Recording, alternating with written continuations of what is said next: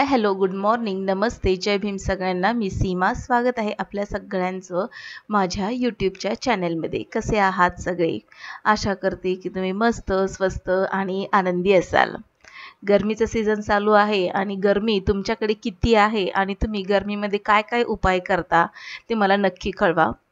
तर आता ना वाजलेले आहेत सकाळचे जवळपास 10 वाजत आलेले आहेत आणि 10 वाजता इथे मी लादी पुसतीये। तर सकाळचं बऱ्यापैकी काम उरकलं होतं। माझी अंघोळ झाली होती, झाडलोट झाली होती, लादी पुसायची बाकी होती आणि नाश्ता वगैरे सगळं झाला होता। तर म्हटलं की हे सगळं झाल्यानंतर लादी वगैरे पुसून घेते। तर सगळ्या खोल्या वगैरे पुसून घेतल्या आणि आता इथे ना दूध आलं होतं तर दूध देखील मी घेतलं नाही। दूधवाला ना येतो आणि पिशवीमध्ये दूध टाकून जातो आणि बेल वगैरे काहीच वाजवत नाही। तर कधी-कधी तो असाच निघून जातो किंवा मग काही आवाज पण देत नाही आणि मग ना दूध लक्षातून गेलं की मग ते थोडं घ्यायला उशीर झाला तर मग तापवताना ते खराब होतं। तर म्हणून ना हल्ली काय करते, दूध आलं ना की लगेचच मी काय करते, जसं माझ्या लक्षात येईल लगेचच दूध घेते आणि तापवून ठेवते। तर किचनमध्ये बघा इथे नाश्ता आणि चहा वगैरे झाल्यानंतर किचनमध्ये थोडासा पसारा किचनच्या ओट्यावर तसाच होता। तर आता ही जी एक्स्ट्राची जी भांडी पडलीत किचनच्या ओट्यावरती ती लगेच मी सिंकमध्ये ठेवून घेते। आली ना चहा पीत होते मी आणि चहा पिता पिता म्हटलं की चहा बरोबर काहीतरी खावं म्हणून मी ना बिस्किटचा डब्बा उघडला। तर बिस्किटचा डबा उघडल्याबरोबर मलाच एक सरप्राईज मिळालं, कारण की लहान मुलगा काय करतो, सगळे दुपारी झोपले ना की दुपारी त्याचं मस्तपैकी काम चालू असतं। गपचूप किचनमध्ये जातो आणि खाऊचा डबा ओपन करतो आणि त्याच्यामध्ये त्याचं जे आवडीचा खाऊ असतो तो घेऊन खाऊन टाकतो तो। आणि मग ते रिकामे झालेले पॅकेट्स ना तसेच त्या डब्यामध्ये ठेवलेले असतात। तर आज मी तो डबा उघडला, म्हटलं बिस्किट वगैरे घ्यावेत चहाबरोबर खाण्यासाठी। तर तिथे ना हे कॅडबरीचं जे केकचं पॅकेट मिळतं, कॅडबरी डेअरी मिल्कचं, तर ते पॅकेट असंच रिकामं पडलं होतं आणि इतका मोठा बॉक्स त्याच्यामध्ये पडला होता। तर मी काढला आणि त्याला ओरडले सुद्धा की खाऊ खाल्ल्यानंतर हे काही रिकामे पॅकेट्स वगैरे डब्यातच ठेवायचे नसतात, तर ते डस्टबिनमध्ये टाकायचे असतात। तर मग तसं बोलल्यानंतर तो जरा थोडासा नरमला आणि त्याला कळालं की अरे बापरे, मी म्हणजे खाल्लंय आणि रिकामे पॅकेट्स तसेच ठेवलेत। तर असो, मुलांना या वेळोवेळी ह्या गोष्टी सांगितल्या पाहिजेत। ह्या गोष्टी आपणच सांगितल्या तरच मुलांना सवय लागते। तर किचनचा ओटा थोडाफार आवरला आणि आणखीन भरपूर कामं बाकी आहेत। हे मी ना भांडी रात्रीची घासून ठेवली, बास्केटमध्ये तशीच आहेत, लावायची ती भांडी तर तशीच पडलेली आहेत। तर मी म्हटलं आता जास्त काही टाइमपास करायचा नाही, लगेचच मी ना स्वयंपाकाला सुरुवात करून घेतली। तर आजच्या स्वयंपाकामध्ये असं म्हणजे वरण, भात आणि कांद्याची पात बनवणार आहे मी आणि बघू चपाती तर नाही बनवणार, भाकरी वगैरे बनवून घेईल। तर गरमागरम भाकरी छान लागते। तर इथे ना मी वरण भाताचं कुकर लावून घेते। शक्यतो ना मी वरण डायरेक्ट फोडणीला घालते, पण आता इथे एका गॅसवर दूध तापतंय तर म्हटलं की चला कुकरमध्येच भात आणि डाळ लावते, म्हणजे ती पटकन शिजली जाईल 4 शिट्यांमध्ये। तर वरण शिजवताना मी तुरीची डाळ आणि मूग डाळ मिक्स घेतलेली आहे। मूग डाळ घातल्यामुळे काय होतं की जी तुरीच्या डाळीनं खाल्ल्यामुळे ज्यांना ॲसिडिटी होते तर त्यांनी ना फक्त तुरीच्या डाळीचं वरण न करता मूग डाळ मिक्स करायची त्याच्यामध्ये, म्हणजे छान असं तुरीचं वरण खाल्ल्यासारखं फील पण येतो आणि ॲसिडिटी होत नाही। तर डाळीमध्ये मी मिरची आणि टोमॅटो चिरून घातला आणि आता कुकर लावून घेतलाय भात आणि डाळीचा। तर इथे शिट्या होत आहेत तोपर्यंत बाकीचं उरकून घेते। तर कांद्याची पात यांनी ना काल आणली होती, पण ती काय मी निवडून ठेवली नव्हती, तशीच फ्रीजमध्ये पडली होती। तर म्हटलं आता ह्याला पटकन निवडून घेते। तर इथे मला प्रामुख्याने सांगायचं आहे, जर तुम्ही माझे व्हिडिओ पाहत असाल आणि माझे व्हिडिओ तुम्हाला 1% जरी आवडत असतील ना तर नक्कीच तुम्ही लाईक करत चला। आणि हो, माझ्या व्हिडिओवर जर तुम्ही पहिल्यांदाच आले असाल तर तुम्ही ना माझ्या चॅनलला सबस्क्राईब करून बेल आयकॉन प्रेस देखील करू शकता। फ्रीमध्ये आहे हे सबस्क्रिप्शन, याला काही पैसे वगैरे लागत नाहीत। तर तुम्ही जर माझे व्हिडिओ आवडत असतील तर नक्कीच सबस्क्राईब करा आणि बेल आयकॉन प्रेस करा। त्याने काय होईल, माझ्या व्हिडिओज नोटिफिकेशन तुम्हाला सगळ्यात आधी मिळेल। तर इथे ना मी कांद्याची पात निवडून घेतली। कांदे बऱ्यापैकी मोठे होते तर ते साईडला काढून घेतले। पातीचा कांदा जेवणाबरोबर खायला छान लागतो म्हणून मी सेपरेट काढून ठेवलाय। आणि ही कांद्याची पात निवडल्यानंतर पाण्यामध्ये भिजत ठेवली होती मी 5 ते 10 मिनिटं आणि आता तिला धुवून घेऊन आता ही चिरतीये। तर बऱ्यापैकी आता हल्ली मी बघतेय ना की चॉपिंग बोर्ड, म्हणजे सुरुवातीला म्हणत होते लोक की प्लास्टिकचं चॉपिंग बोर्ड नाही वापरायचा, त्याचं प्लास्टिक निघतं आणि पोटामध्ये जातं, तर ते आपल्या तब्येतीसाठी चांगलं नाहीये।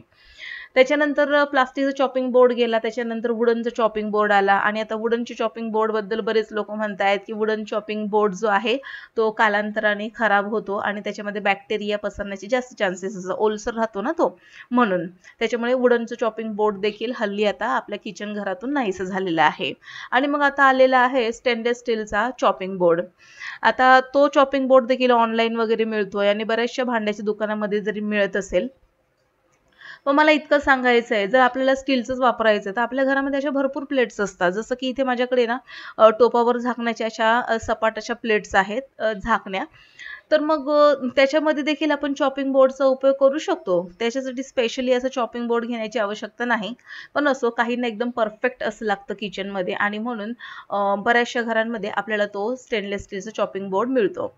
तर असो, मी तर इथे स्टीलचीच ताट वापरते भाज्या वगैरे चिरण्यासाठी आणि हे जी प्लेट आहे भाजी चिरायला, तर मी स्पेशली भाजी चिरण्यासाठीच मी त्या ठेवलेल्या आहेत प्लेट्स. तर ते भाजी पण चिरता येतं आणि रफ अँड टफ वापरता येतं. त्यासाठी मी काही स्टेनलेस स्टीलचे चॉपिंग बोर्ड वगैरे घेत बसणार नाहीये. तर याबद्दल तुम्हाला काय वाटतं मला कमेंटमध्ये नक्की लिहून कळवा. आणि हो, इथे तुम्ही फार कंजूस आहात किंवा मग तुम्हाला किचनमध्ये काय हवंय, ऑर्गनायझर काय घ्यायला पाहिजे हे तुम्हाला माहिती नाही म्हणून तुम्ही असं म्हणताय, अशातला काही प्रकार नाही बरं का. ज्या गोष्टी महत्त्वाच्या आणि गरजेच्या आहेत तर त्या गोष्टी आपल्या किचनमध्ये असल्याच पाहिजे, या मताची मी आहे. पण जी गोष्ट आपल्या घरामध्ये आधीच आहे आणि तिला पुन्हा आपण एखादी वस्तू आणून तिथे गर्दी करण्यापेक्षा आहे त्या वस्तूमध्ये आपण आपलं काम भागवू शकतो की, तर अशा मताची आहे मी. तर इथे ना रात्री त्यांनी ना ताडगोळे आणले होते आणि तसेच मी फ्रीजमध्ये ठेवले होते. तर गरमीचं सीझन चालू आहे आणि गरमीच्या सीझनमध्ये ना नारळ पाणी, ताडगोळे असं खावं आणि नारळाचं पाणी प्यावं. थंडगार असतं, ते शरीराला थंड ठेवतं. तर साधारणपणे 100 रुपयाचे 5च ताडगोळे आले. तुमच्याकडे किती मिळतात 100 रुपयाचे मला सांगा. छान लागतात ताडगोळे खायला. तर मी पूर्णपणे ते ताडगोळ्याचं साल जे आहे ते काढलं, धुवून घेते आणि आता ना ते मला खायचं आहे. मस्त थंडगार असं वाटतंय. तर याच्यामध्ये ना पाणी असतं आणि ते पाणी इतकं मस्त गोड नारळासारखं लागतं ना, नारळाच्या पाण्यासारखं. तर मी एक खाल्लं आणि बाकीचे जे 4 आहेत ते मी आता ठेवलेले आहेत माझ्या मुलांसाठी आणि माझ्या मिस्टरांसाठी. तर ते देखील खातील. तर आता थंडगार मस्तपैकी ताडगोळा खाल्ल्यानंतर इतकं छान वाटलं ना. आणि गरमीच्या सीझनमध्ये ना असे रसाळ जे फळं आहेत तर ती नक्की खावीत, शरीराला थंडावा देतात.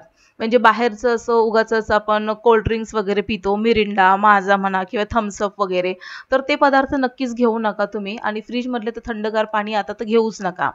कारण की आता हल्ली अशी न्यूज आलेली आहे की येत्या 2 ते 3 दिवसामध्ये उष्णतेची लाट पसरणार आहे आणि तापमान थोडंसं वाढणार आहे आणि त्याच्यामध्ये ना बाहेरून जी व्यक्ती येते बाहेरून उन्हातून, तर त्यांनी थंडगार फ्रीजमधलं पाणी पिणं टाळावं. शक्यतो बाहेरून आल्यानंतर लगेचच हातपाय वगैरे धुवू नये किंवा मग लगेचच थंडगार पाण्याने अंघोळ करू नये. बाहेरून आल्यानंतर 5 ते 10 मिनिटासाठी थोडंसं बसा, 10 ते 15 मिनिटं थोडासा रेस्ट करा आणि मग त्याच्यानंतर तुम्ही हातपाय धुवून किंवा मग थंड पाण्याने अंघोळ वगैरे करू शकता. आणि पाणी देखील तुम्ही 10 मिनिटांनी पिऊ शकता. पण शक्यतो ना फ्रीजमधलं पाणी पिणं टाळा. त्याऐवजी तुम्ही ह्याचं माठातलं पाणी तुम्ही नक्कीच पिऊ शकता. बर्फ वगैरे शक्यतो टाळाच तुम्ही.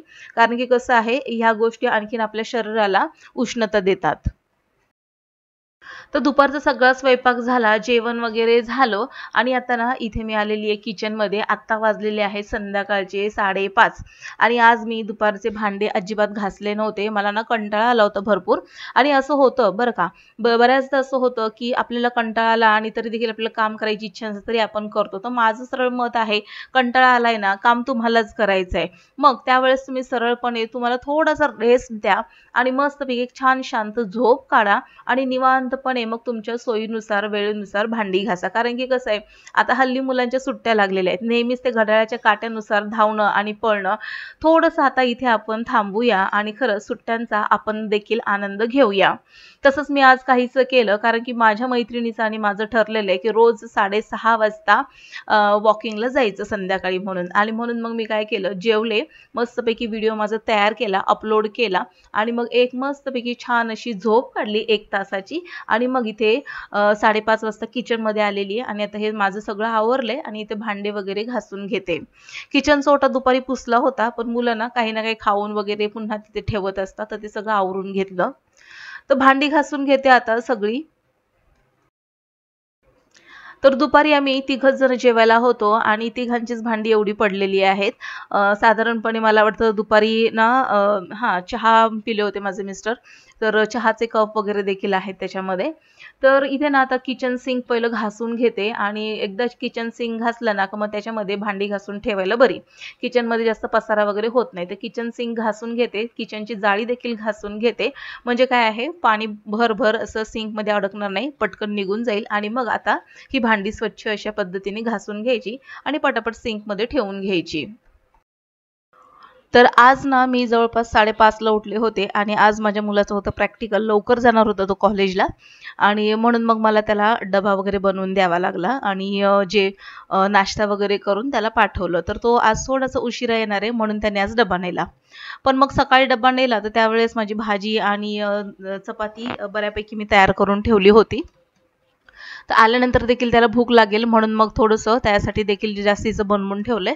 आलं की मग तो जेवून घेईल. तर तो मगाशी आला, जवळपास 3:30 वाजता आला आणि हाताने जेवण वगैरे घेऊन झोपलाय. तर मुलांना ना थोड्याफार सवयी आपण लावल्या पाहिजेत. जर कधी आपण बाहेर वगैरे असलो किंवा बाहेर वगैरे कुठे गेलेलो असलो तर मग ना मुलांना असं आपली वाट बघत लावण्यापेक्षा त्यांना हाताने घेऊन खाण्याची सवय देखील आपण लावली पाहिजे. तर अशा काही गोष्टी आहेत ज्या छोट्या मोठ्या तुम्ही बनवायला शिकवू शकता मुलांना.